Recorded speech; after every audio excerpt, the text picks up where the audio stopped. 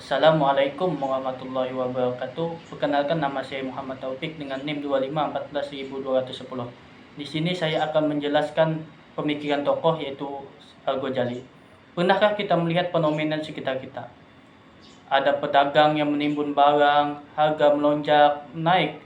Ada memasukkan timbangan, ada juga yang menjual barang tapi menyembunyikan cacat barangnya demi keuntungan semata. Di sisi lain, banyak pelaku usaha yang sukses besar tapi lupa kewajiban sosialnya. Banyak yang mengira ekonomi hanya hitung-hitungan, untung rugi dan pemateri. Padahal ratusan tahun lalu seorang ulama besar telah meletakkan fondasi bahwa aktivitas ekonomi itu harus dibalut dengan moral dan etika agama. Beliau adalah Imam Al-Ghazali, tokoh besar yang pemikirannya masih menjadi rujukan hingga hari ini. Mari kita telusuri pemikirannya. Imam Al-Ghazali lahir pada tahun 1058 Masehi di Tehus, Khorasan. Beliau dikenal sebagai ulama, filsuf, ahli hukum Islam yang sangat berpengaruh dalam sejarah pemikiran ekonomi Islam. Al-Ghazali memiliki tempat istimewa karena beliau adalah orang pertama yang menyusun pemikiran ekonomi secara sistematis dan kerangka etika dan akhlak. Berbeda dengan pemikiran sebelumnya yang hanya berbahas terkait jual beli, Al-Ghazali melihat ekonomi sebagai bagian dari kehidupan manusia yang bertujuan mencapai kebahagiaan dunia dan akhirat. Pemikiran ekonominya itu tertulis sangat rinci dalam karya agung beliau, Kitab Ihya Ulumuddin, khususnya pada bab adab muamalah atau tata cara bermuamalah.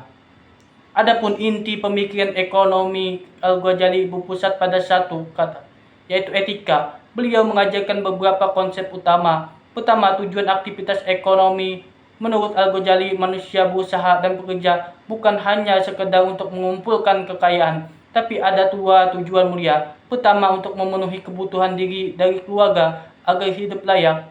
Kedua, untuk menjaga kelangsungan hidup umat dan menolong sesama mencari rezeki. Itu wajib, sama seperti ibadah, asalkan tujuan yang benar. Kedua, etika berdagang dan pasar. Al-Ghazali menekankan bahwa kejujuran adalah nyawa perdagangan. Beliau melarang keras segala bentuk penipuan, menyembunyikan cacat barang, dan memasukkan timbangan, menimbunkan barang ihtikar untuk menaikkan harga, serta jual beli yang tidak sesuai dengan syariat Islam. Pedagang yang jujur terpercaya akan bersama para nabi di hari kiamat. Semua pemikiran ini beliau tuliskan dijelas dalam kitab Ihya Ulumuddin, di mana beliau menegaskan bahwa ekonomi tanpa agama ibarat binatang buas dan agama tanpa ekonomi ibarat tubuh yang tak bernyawa. Imam Al-Ghazali juga mengenalkan konsep kepuasan, utilitas, yaitu nilai suatu barang tergantung pada manfaatnya bagi manusia, bukan sekedar bahannya.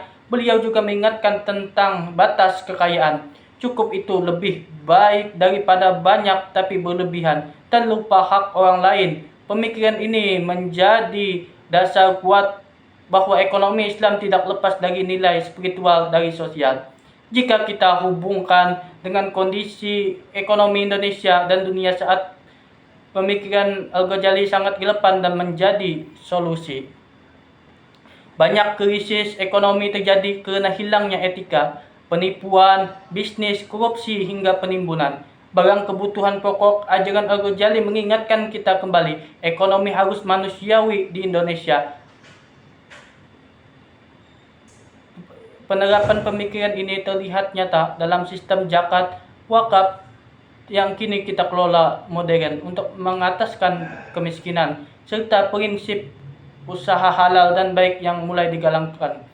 Imam Al-Ghazali terkatakan bahwa kemajuan ekonomi tidak bisa terdiri sendiri tanpa moralitas. Keuntungan materi itu penting, tapi keberkahan dan kesejahteraan bersama jauh lebih utama. Inilah warisan pemikiran Islam yang terus kita hidupkan.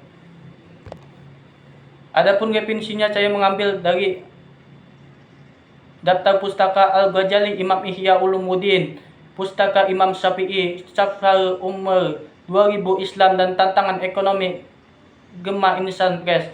Iqbal Munawar, 2000 pengantar ekonomi Islam, dana, baktil, dan wakaf. Sekian dari saya. Wassalamualaikum warahmatullahi wabarakatuh.